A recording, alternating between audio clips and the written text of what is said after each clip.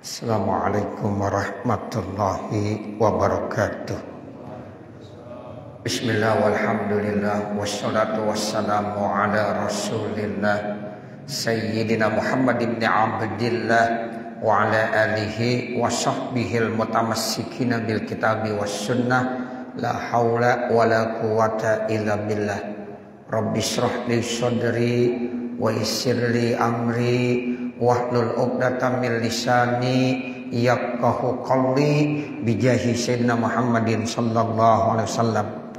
Amma ba'du, faqad qala Allah ta'ala fi kitabihil karim wa huwa asdaqul qailin. A'udzu billahi minasyaitonir rajim. Bismillahirrahmanirrahim. Ya ayyuhalladzina amanu kutiba alaikumus syiyamu kama kutiba alal ladzina min qablikum la'allakum tattaqun ayyaman ma'dudat. Shadaqallahul azim wa shadaqa rasuluhun nabiyul habibul karim wa nahnu ala dzalika minasyahidin asyakirin walhamdulillahi rabbil alamin. Yang sama-sama kita hormati Bapak Ustaz Haji Ahmad Ridho selaku Ketua Umum Masjid Jami At-Thahiri. Yang sama-sama kita hormati Bapak Khairul Ahyar selaku Ketua Masjid Jami At-Thahiri, Bapak Ustaz Ahmad Sauri selaku Ketua Masjid Jami At-Thahiri. Begitu juga kepada Bapak Hudri selaku Sekretaris Umum Masjid Jami At-Thahiri, Bapak Haji Sugriya Yusuf selaku Bendahara Masjid Jami At-Thahiri, dan segenap para asatidzah lainnya, para bapak, para saudara yang mohon maaf manakala saya tidak bisa menyebutkan namanya satu persatu, namun sudah barang tentu tidak sedikit pun bermaksud mengurangi rasa hormat, ta'zim dan mahabbah saya kepada segenap para bapak, para saudara sekalian. Bersyukur kita kepada Allah di kesempatan malam hari ini, tepatnya kita sudah masuk di tanggal 8 daripada bulan Sya'ban tahun 1446 Hijriah dalam kondisi sehat wal afiyah. Untuk itu kita ucapkan alhamdulillahirabbil alamin. Selawat serta salam semoga tetap tercurahkan untuk baginda junjungan kita Nabi besar Muhammad sallallahu alaihi wasallam. Allahumma shalli ala sayyidina Muhammadinil fatih lima ughliq wal khatim lima sabaq nasiril haq bil haq wal hadi ila siratikal mustaqim wa ala alihi haqqa qadrihi wa miqdarihil azim. Semoga dengan selawat fatih yang kita baca, mudah-mudahan Allah bukakan pintu hati kita untuk senantiasa selalu menerima ilmu-ilmunya Allah Subhanahu wa taala yang dapat mendekatkan diri kita kepada Allah Subhanahu wa taala. Hadirin yang dimuliakan Allah Subhanahu wa taala. Waktu berjalan ya begitu cepat tanpa terasa. Sehingga dari menit itu menjadi jam. Dari jam berputar terus menjadi satu hari. Dari satu hari kita ketemu dengan minggu. Dari minggu ke minggu kita ketemu dengan bulan. Dan ternyata saat ini kita sudah berada di tanggal 8 daripada bulan Sya'ban tahun 1446 Hijriah. Artinya memang ada 3 bulan yang disebutkan sama Nabi Muhammad sallallahu alaihi wasallam. Yang kalau ini sudah disebutkan otomatis Ramadan udah semakin dekat. Karena akhirnya Ramadan yang disebut sama Nabi. Di dalam salah satu hadis Rasulullah bilang Rajabun syahrullah wa Sya'banu syahri wa Ramadanu syahru ummati. Ini hadis familiar banget ya. Jadi Nabi sebutkan pada saat masuk bulan Rajab. Tujuannya apa? Supaya kita dari bulan Rajab itu udah mempersiapkan diri kita. Makanya ada doa yang sangat masyhur dan familiar tuh. Ya, kita selalu baca Allahumma barik lana fi Rajab wa Sya'ban wa ballighna Ramadan. Itu sejak masuk bulan Rajab udah disebut-sebut sama Nabi. Ya Allah, berikanlah keberkahan kepada kami di bulan Rajab. Habis bulan Rajab, terus berikanlah keberkahan kepada kami di bulan Sya'ban. Nah kemudian ya Nabi bilang wabaligna Ramadan. Sampaikanlah kami kepada bulan suci Ramadan. Ini kenapa disebut-sebut sama Nabi? Karena ini 3 bulan Bapak Saudara termasuk bulan yang istimewa. Rajab itu bulan istimewa. Karena kita nerima kewajiban sholat di bulan Rajab.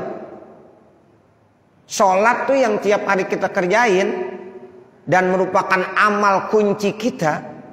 Sehingga kata Nabi, as-sholatu imaduddin, faman aqamaha faqad aqamaddin, waman tarakaha faqad hadamaddin. Sholat itu tiang agama. Siapa-siapa yang udah bisa melaksanakannya. Di situ Nabi bilang pakai aqama. Jadi kalau pakai aqama itu para ulama menjelaskannya bahwa sholat itu bukan dikerjakan begitu saja, tapi harus diperhatikan syarat-syaratnya juga rukun-rukunnya. Tanpa syarat, tanpa rukun kita perhatiin, maka sholat itu enggak berarti.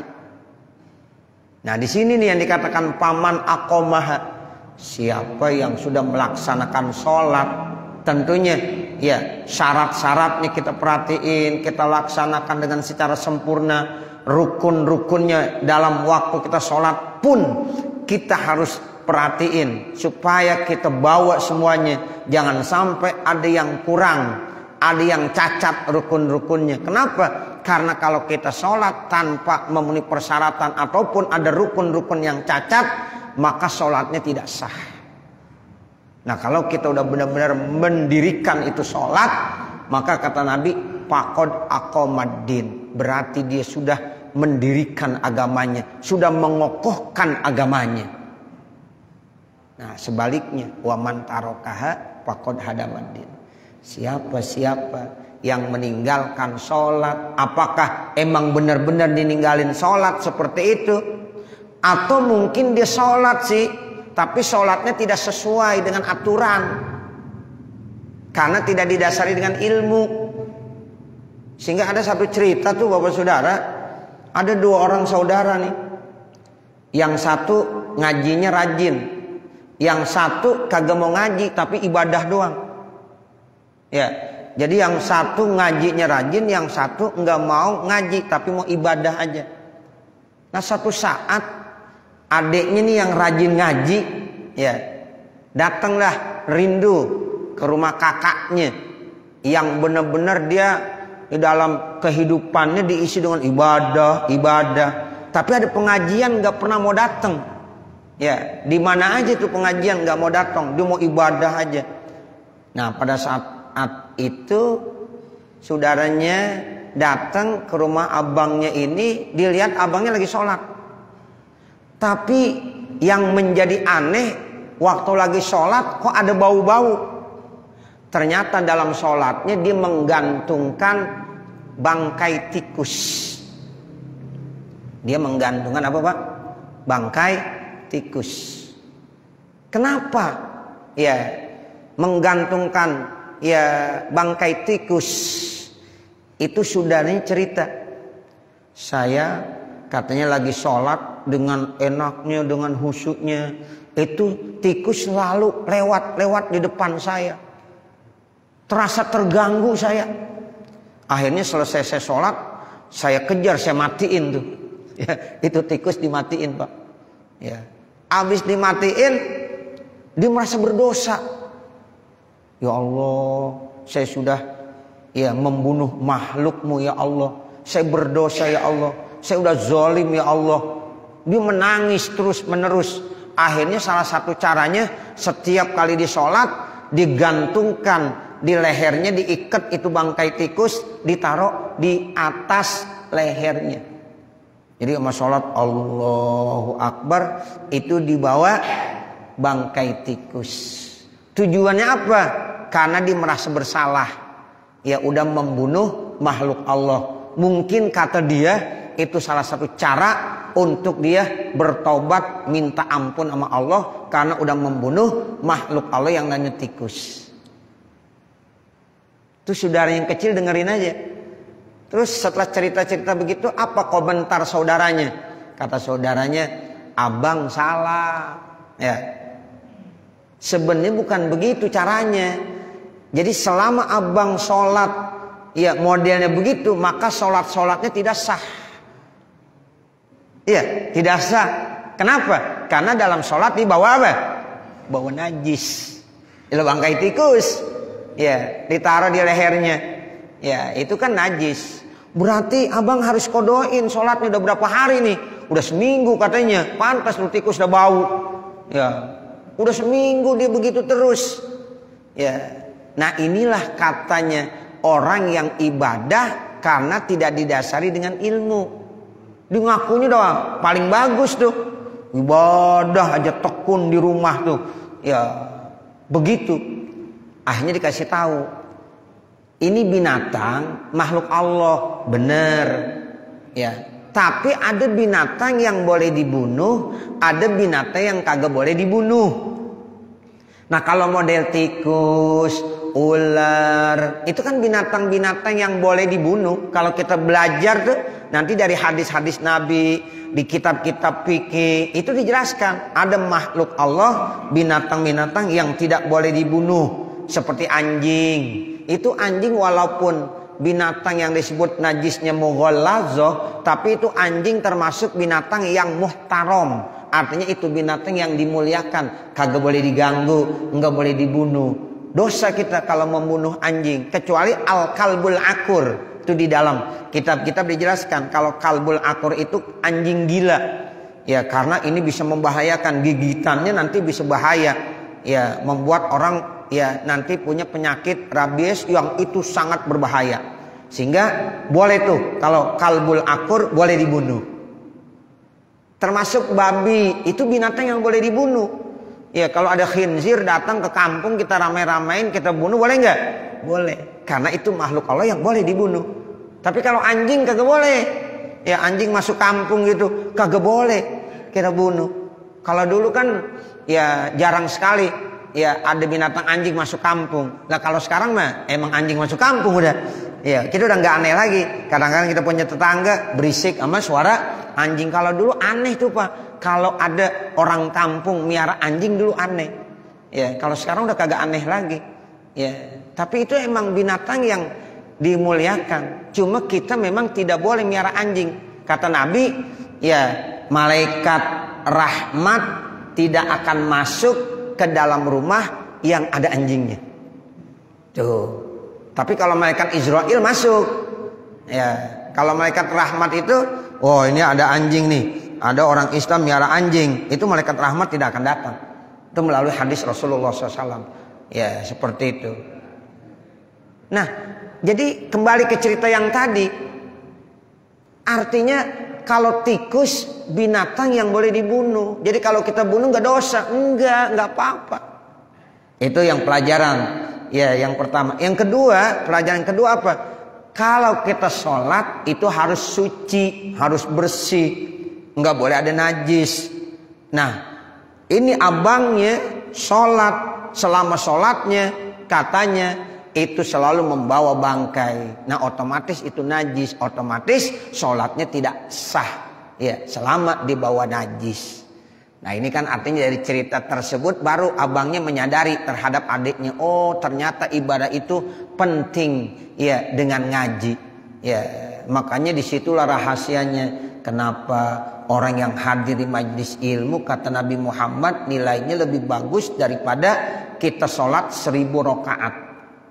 Saya yakin nih Bapak Saudara yang di sini nih walaupun rajin banget sholatnya, pernah nggak sholat 1000 rakaat?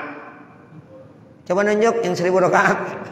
Kayaknya kita kagak mampu sholat 1000 rakaat. Ya, turunin dah 100 rakaat. Ada yang tiap malam sholat sunnah 100 rakaat. Kayaknya nggak mampu juga, kita berat. Ya, orang sholat tarawih aja 20 rakaat udah banyak yang nyerah ya.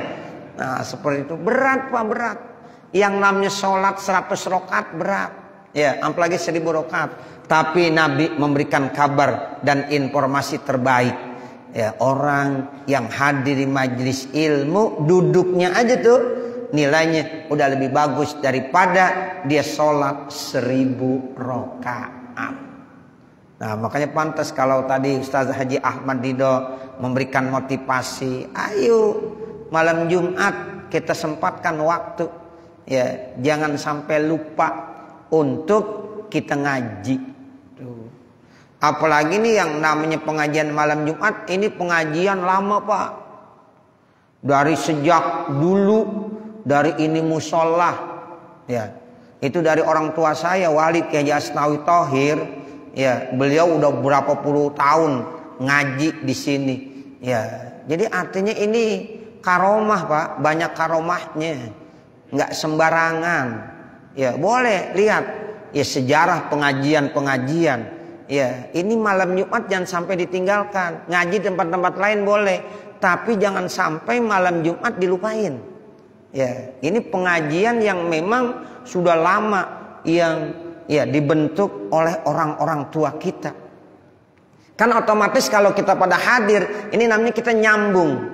Karena dulu yang hadir di sini mungkin bukan kita. Kita dulu masih bocah, ya, masih anak-anak. Dulu orang-orang tua kita yang pada kumpul kalau malam Jumat.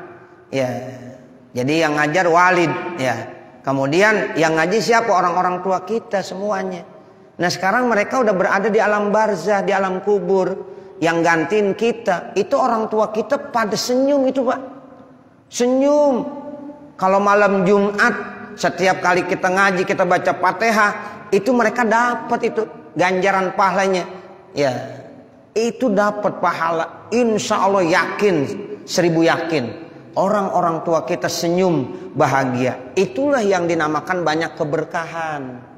Jangan ditinggal, ya, jangan sampai ditinggal, ya. Jadi ini yang kadang-kadang orang sekarang lupa, ya, kemana-mana didatang, yang malam Jumat dilupakan. Nah, jadi kalau pengen berkah, ya, ini saya kasih info, ya, datang malam Jumat, ya, insya Allah berkah. Kenapa? Karena nyambung silaturahim dari ya yang pernah diajarkan oleh orang-orang tua kita. Nah seperti itu. Ya Masya Allah Bapak Saudara. Ya itu keistimewaannya. Makanya Rajab disebut Syahrullah. Karena di dalam bulan Rajab itu ada amalan sholat yang diperintahkan. Tuh kita sholat tuh di bulan Rajab. Karena Isra Mi'raj terjadi di bulan Rajab. Tanggal 27. Kemudian kita bersama ya sebagai umat Nabi Muhammad semuanya diperintahkan untuk sholat. Sholat yang pertama kali kita kerjakan itu adalah sholat zuhur. Jadi Nabi itu Isra Mi'raj Pak, ya sebenarnya sebentar, lailan di sebagian malam. Ada yang bilang tuh dalam salah satu hadis tempat tidur Nabi masih anget. Nabi tinggalin masih anget, udah sampai lagi. Kan berarti enggak lama. Kalau udah lama biasanya udah adem tuh. Nah ini tempat tidur Nabi aja masih anget.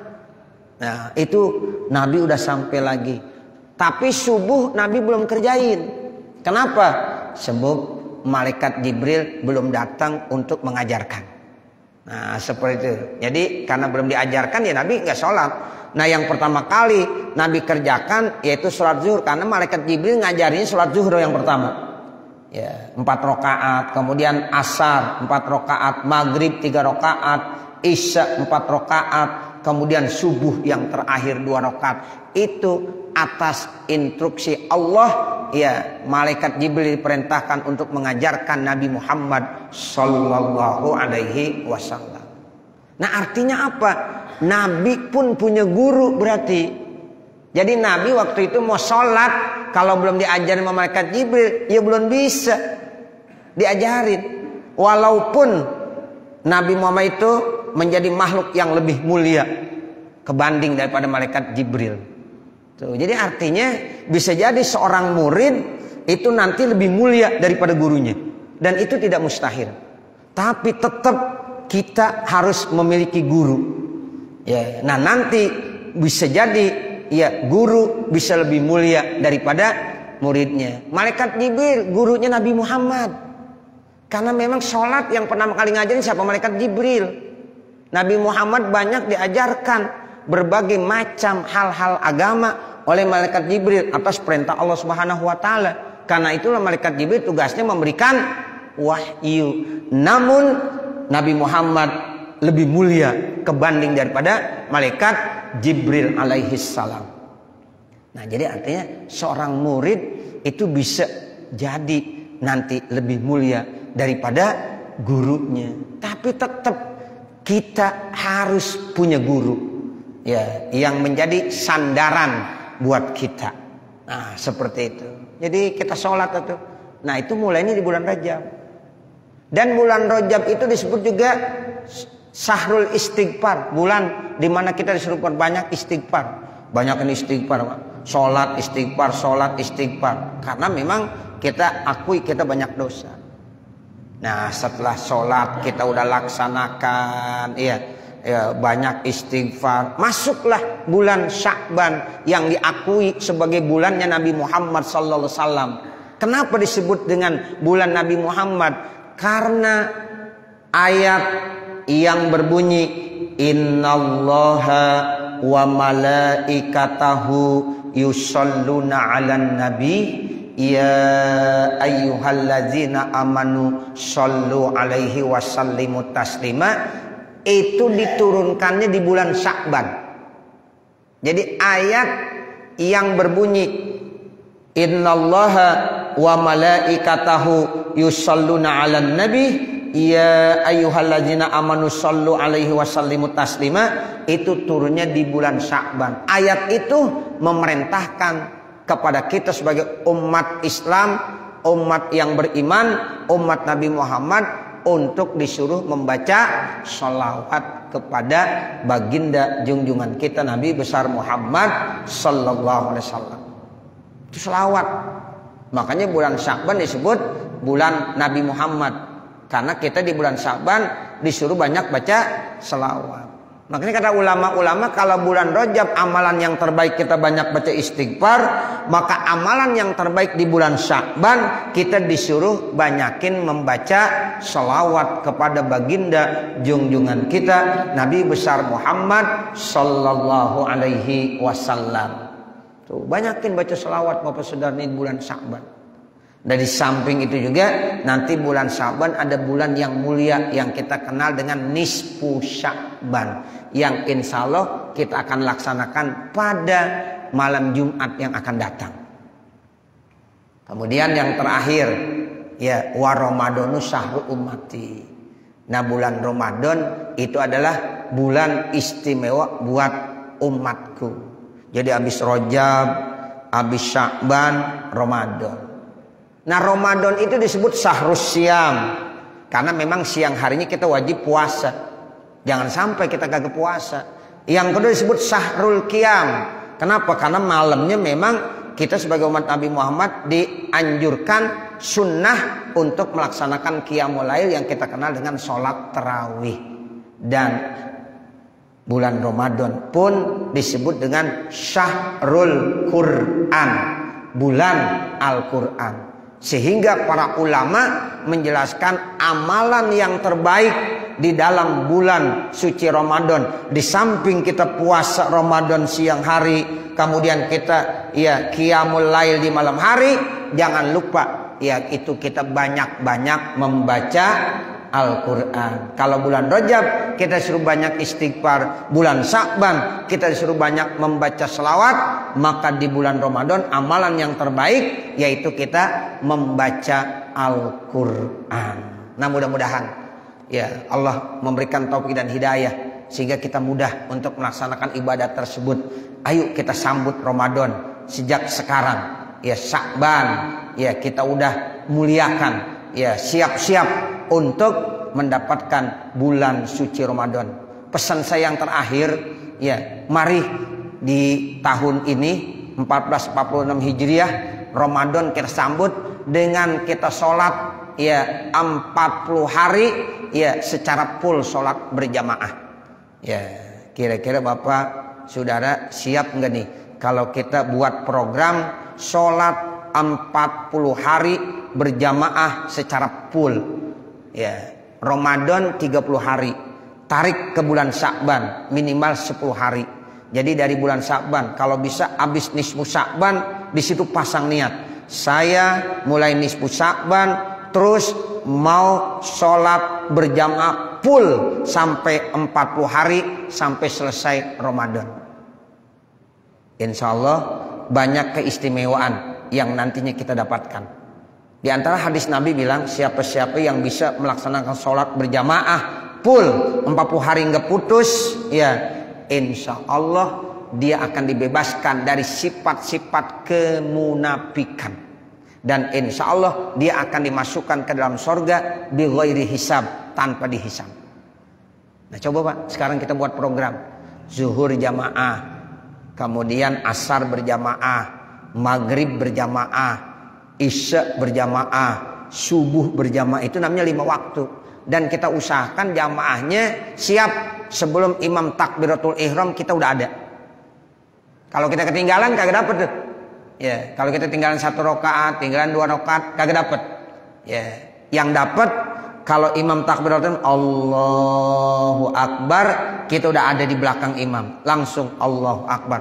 Kalau bisa dipertahankan selama 40 hari, maka dia akan dibebaskan daripada sifat-sifat kemunafikan dan mudah-mudahan dia akan dimasukkan ke dalam surganya Allah bi ghairi hisab, tanpa dihisab lagi, langsung masuk surga. Kira-kira mampu nggak Pak? Berat juga emang. Ya. Kalau puasa maghribnya, ya berarti otomatis maghrib kalau kita mau buka puasa di rumah sekedar minum doang. Habis minum langsung ke masjid. Ya, dan jangan ketinggalan 1 rakaat. Ketinggalan 1 rakaat gugur. Ya, begitu. Jadi 40 hari itu full berjamaah. Zuhur, asar, maghrib, isya, subuh. Kalau Ramadan berarti 30 hari. Nah, mundur di bulan Sya'ban 10 hari. Apalagi kalau kita mulai dari nisfu Sya'ban. Dan nisfu Sya'ban kan malam Jumat. Nah, mulai hari Jumatnya subuh, itu kita patok udah dari subuh. Ya, berarti kita bisa lebih 45 hari nanti. Ya, seperti itu. Nah, nanti kalau udah 40 hari kita bisa, insya Allah banyak kemuliaan yang diberikan oleh Allah berdasarkan hadis Rasulullah Sallallahu Alaihi Wasallam. Mudah-mudahan ya puasa kita yang kata Ustaz Haji Ahmad Ridho tadi harus lebih baik lagi. Nah caranya bagaimana? Nah itu salah satunya kita buat program ya Masjid Jami'at Thahiri jamaahnya ya akan siap melaksanakan sholat 40 hari secara berjamaah. Nah kalau udah ada 40 orang aman kita. Ya itu. Jadi mudah-mudahan biar ada 40 orang. Zuhur 40 orang, asar 40 orang, maghrib 40 orang, isya 40 orang, ya subuh 40 orang sampai 40 hari. Ya, nah itu insya Allah nanti banyak keistimewaan yang ya diberikan oleh Allah Subhanahu wa taala. Nah, mudah-mudahan kita saling kerjasama, wa ta'awanu 'alal birri wa taqwa. Nah, kalau semuanya bisa ikut, ya ayo kita bisa sholat berjamaah 40 hari ya secara berturut-turut, Ramadan full, kemudian tarik ke sini depan Sya'ban 10 hari, insya Allah pas 40 hari. Ya, mudah-mudahan Allah kasih kita panjang umur, sehat badan sehingga bisa diberikan kemampuan untuk sholat berjamaah di Masjid Jami'at Thahir secara full 40 hari 40 malam, amin ya rabbal alamin. Kalau di Madinah cuma 8 hari ya, kita haji tuh Pak, cuma 8 hari, 8 kali 5 berapa? Arba'in. Makanya dibilang ya buat arba'in enggak. Nah begitu, itu berarti 8 hari kali 5, diperhatiin bener tuh. Ada azan langsung ke masjid, azan langsung ke masjid, 8 hari. Tapi kita sekarang bukan 8 hari, 40 hari. Nah kenapa? Karena ada hadis Rasulullah Sallallahu Alaihi Wasallam. Nah mudah-mudahan insya Allah ya Allah bisa memberikan keringanan-keringanan buat kita, kemudahan-kemudahan sehingga ibadah kita akan lebih baik lagi. Kesimpulannya ya Ramadan, ayo kita isi dengan amal-amal kebaikan. Puasa di siang hari, sholat tarawih, qiyamul lail di malam hari, dan banyakin baca Al-Quran. Kalau bulan Sya'ban, ayo kita banyakin baca selawat. Bulan Rajab kemarin kita sudah banyak-banyak baca istighfar. Mudah-mudahan jiwa kita akan bersih, ya badan kita akan bersih, sehingga insya Allah segala apa yang kita maksud, kita tuju, dikasih kemudahan oleh Allah Subhanahu wa Ta'ala. Ini yang dapat saya sampaikan, mudah-mudahan ada manfaatnya. Dan yang terakhir, atas nama pribadi saya mohon dibukakan pintu maaf yang sebesar-besarnya manakala di sana sini banyak kesalahan dan kekurangan. Mudah-mudahan terus ayo kita ya takmirkan masjid kita, lebih-lebih di bulan suci Ramadan. Ayo kita takmirkan. Mudah-mudahan insya Allah habis lebaran kita bisa kembali mentakmirkan pengajian malam Jumat ini. Amin ya rabbal alamin. Sekian, terima kasih. Hadanallahu wa iyyakum ajma'in wal 'afwa minkum jami'an. Wassalamualaikum warahmatullahi wabarakatuh.